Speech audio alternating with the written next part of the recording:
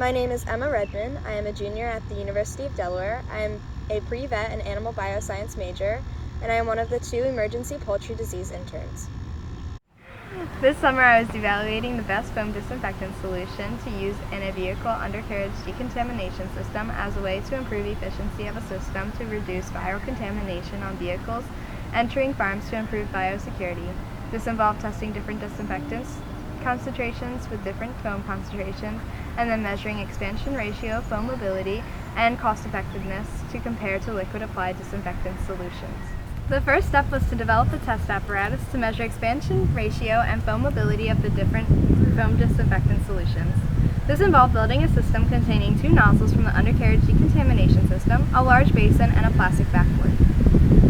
The pump of the system was operated at a pressure of 40 psi and a flow rate of 6 gallons per minute to mimic what was measured during the operation of the undercarriage decontamination system. To measure expansion ratio, which is the ratio of the amount of foam produced compared to the initial amount of foam disinfectant solution used, a test solution was run through the test apparatus with the known amount of test solution and water.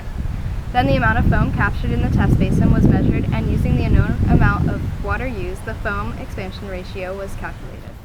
The foam expansion causes a dilution effect on disinfectant's concentration. Therefore, another part of this project was to determine how much additional disinfectant concentration had to be added to the foam test solution so that the comparable final concentration of the disinfectant was in the applied foam and allowed comparison to liquid application of the disinfectant. To measure the actual concentration of the final test solutions, a metal chair with test strips was placed in the middle of the undercarriage decontamination system, and the system operated and the reactions of the test strips were recorded. Several different combinations of foam concentration and disinfectant concentrations were tested to determine the best foam quality and concentrations to keep up with the dilution effect of creating foam. The point of testing foam disinfectant solutions was to try to increase contact time on vertical and inverted surfaces. The better the contact time, the better the inactivation of the virus on the surface. Foam mobility was the term to describe this contact time. To measure foam mobility, the speed of a bubble over a known distance was used to determine how long the disinfectant stayed on a vehicle.